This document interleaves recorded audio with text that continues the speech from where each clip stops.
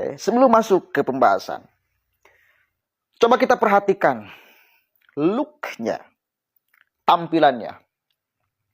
Baik atau buruk? Soleh apa tidak? Ceramah. Wah, di mana-mana. Ngakunya sebagai cucu baginda Nabi Shallallahu Alaihi Wasallam, Habib Ali Jindan. Fakta ini mesti saya buka. Fakta ini mesti saya sebarkan. Fakta ini mesti kita viralkan.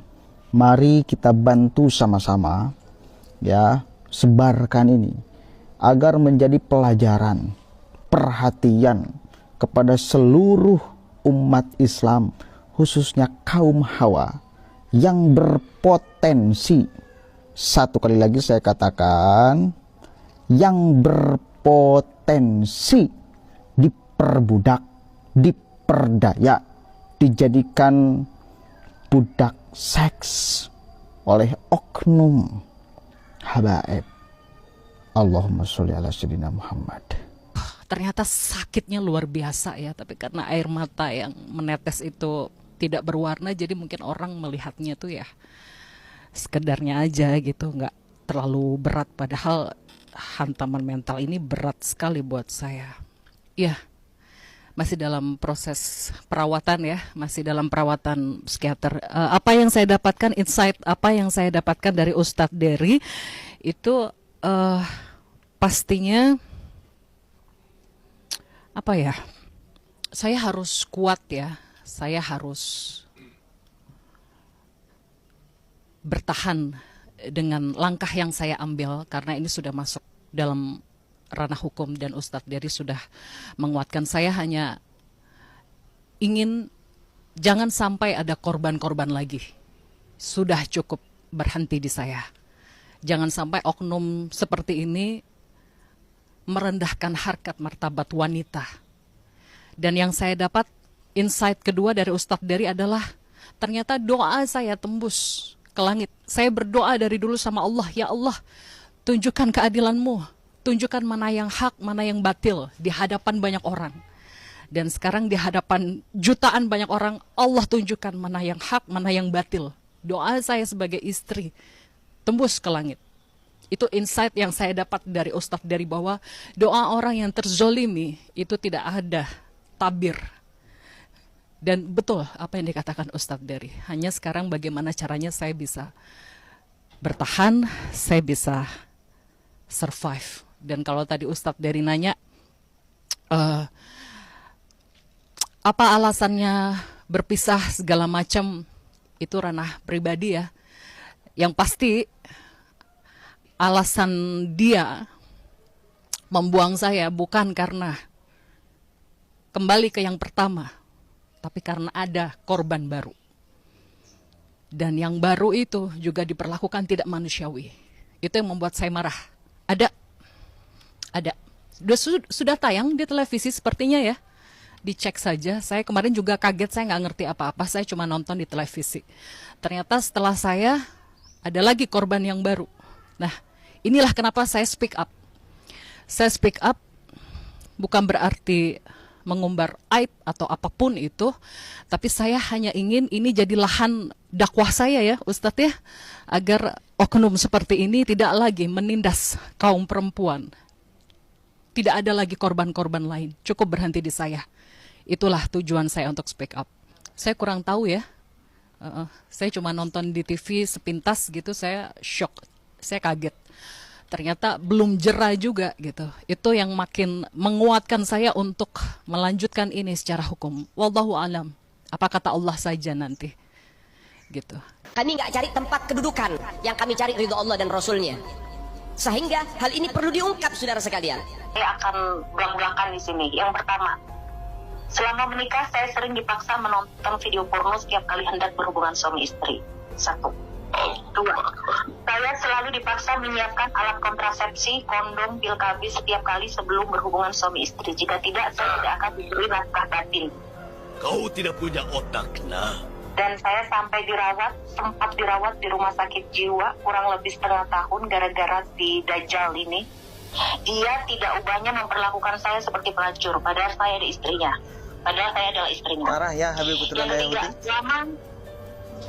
Yang ketiga, selama 2 tahun menikah, saya dilarang untuk hamil memiliki anak. Namun istri lainnya dihamili berkali-kali. Dia memperlakukan saya tidak ubahnya seperti budak seks. Kami nggak cari madah pujian, kami nggak cari tempat kedudukan, yang kami cari ridho Allah dan Rasulnya. 4, berkali-kali dia membujuk saya untuk melakukan seks menyimpang dari belakang, tapi saya selalu menolak. Itu kekerasan seksual. Oke. Dua kekerasan ekonomi. Saya jelaskan dulu Pak. Ya, saya mohon izin sebelumnya. Dua kekerasan ekonomi. Selama 2 tahun menikah, dia tidak pernah memberi nafkah saya secara layak untuk makan, pakaian, dan lain-lain. Oke, 3 kekerasan psikis mental. Selama menikah, dia berselingkuh dengan puluhan perempuan. Kami nggak cari madah pujian, kami nggak cari tempat kedudukan, yang kami cari ridho Allah dan Rasulnya. Kalau kakek moyang kami betul-betul dilaknat oleh Allah, dusta kepada Allah dan Rasulnya, pasti di dalam keluarga apa ada perampok, ada pembunuh, ada germo, ada bandar semuanya. Suka zina, tukang kawin buang.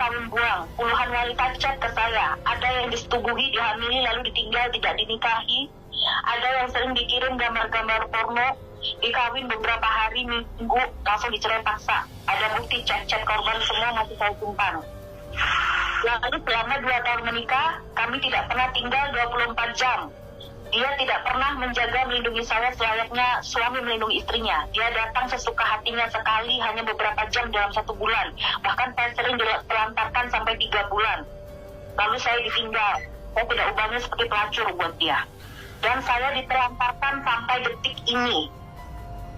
Ya Bapak, akibat adanya banyak kekerasan tersebut, saya pernah mencoba bunuh diri berkali-kali karena saya merasa buruk, saya merasa diperlakukan begitu hina.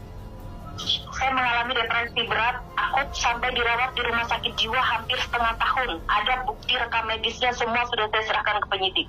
Bahkan sampai sedetik ini saya masih dalam perawatan psikiater, mengkonsumsi obat-obatan dari psikiater. Dan saya sudah tidak bisa lagi beraktivitas normal seperti dulu. Ada bukti rekam medis semuanya, Pak. Saya sudah menjalani pemeriksaan fisik psikis di Rumah Sakit Polri. Saya sudah melaporkan kekerasan tersebut pada Komnas Perempuan, pihak berwajib Polres Metro Bekasi.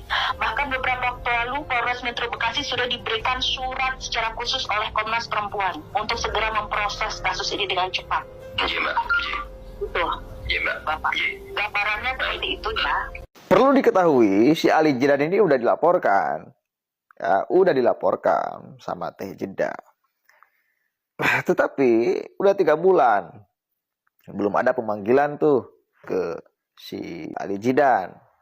Padahal sudah sangat tersiksa. Psikis, mental, batin Teh Jeddah. Saya kira ini juga menghimbau kepada aparat kepolisian, cepatlah ini diproses. Karena jangan sampai ada korban-korban selanjutnya. Karena faktanya ketika Teh Jeddah saling melaporkan, setelah itu ada korban lagi. Ini bagaimana ini? Ini jangan sampai dilelet-lelet prosesnya. Harus cepat kilat. Karena ini menyangkut keselamatan mental orang. Hati-hati ya, sebarkan ini. Dan saya juga katakan himbau kepada, kalau di sini ada yang merasa menjadi korban, silahkan speak up.